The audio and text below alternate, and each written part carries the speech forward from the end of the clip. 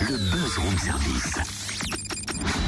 À côté de chez vous, il y a forcément quelqu'un qui fait le buzz. Eh bien, tiens, pour le coup, ce matin, j'ai envie de lancer le buzz à ma manière, comme je sais si bien le faire, tu sais. Ah ouais? Ouais. Vas-y. Car j'étais sur la route toute la sainte journée à bicyclette. Voilà. Ah, je suis rassurée, j'ai cru que t'allais chanter. Eh bien non, j'ai décidé de mixer des chansons Bon alors, battues. qui dit sur la route à bicyclette dit en selle pour la 39e route de Saône-et-Loire. C'est exactement ça, c'est une épreuve cycliste internationale de la SPTT Cyclisme de Châlons qui se tiendra d'ailleurs ce week-end dès vendredi. 230 km de course en 4 étapes de Genlard à Mont-Solémine en passant par Martigny-le-Comte, Buxy, Châlons et Clessé. L'année dernière, près de 4000 spectateurs ont assisté à l'arrivée à la Roche-Vineuse. Combien de coureurs au départ cette année? Quels sont les favoris? On découvre cela avec Sébastien Notet, responsable communication de la route de Saône-et-Loire. Bonjour. Bonjour. Alors quel est le programme cette année de cette route de Saône-et-Loire?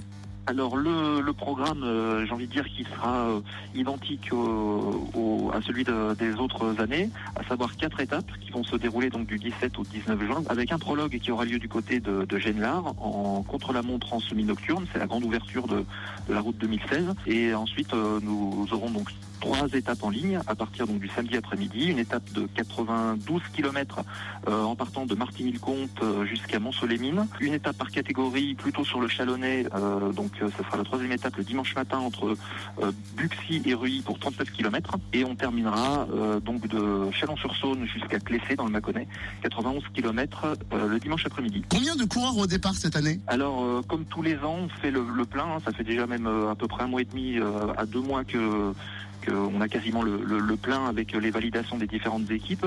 Ça représente environ 2 pelotons de 150 coureurs. Donc répartis le long des étapes, et puis sans oublier évidemment les écoles de vélo, puisque les petits bouts de chou viennent également participer à la route de Saône-et-Loire, et ça c'est plutôt le dimanche après-midi sur le critérium qui a lieu juste avant l'arrivée du côté de Clessé. Y a-t-il des favoris? Alors oui, on a on va dire qu'il y a 2 grands favoris. Le lauréat de l'année dernière, Damien Jean-Jean du club de Meximieux, qui l'avait emporté, il vient de terminer 16e de l'Ironman de Nice, et puis on a également un coureur belge qui vient d'emporter une cyclo-sportive, donc la Blé d'Or, et donc à mon avis il y aura une belle empoignade encore cette année. On pourra suivre tout ça en direct, bien sûr, soit sur le site internet routedesaône-et-loire.fr, soit sur Twitter notamment. C'est quand même une sacrée organisation, tout ça. Plus de 1000 personnes intervenant sur les différents villages départ et arrivée. C'est compliqué? C'est compliqué à organiser. Alors, on a la chance d'avoir un comité d'organisation avec 3 présidents, Jean-Pierre Miguet, Didier Rousset et Christian Cléo, qui s'occupent d'organiser chaque session.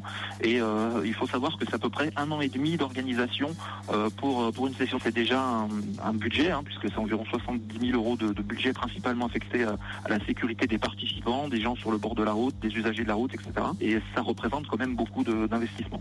Eh ben merci beaucoup Sébastien Notet, la route de Saône-et-Loire, notez bien, c'est du 17 au 19 juin, départ donc vendredi 17 à 19h de Genlard pour le prologue. Une course à suivre en direct sur le www.routedesaône-et-loire.fr ainsi que sur Twitter.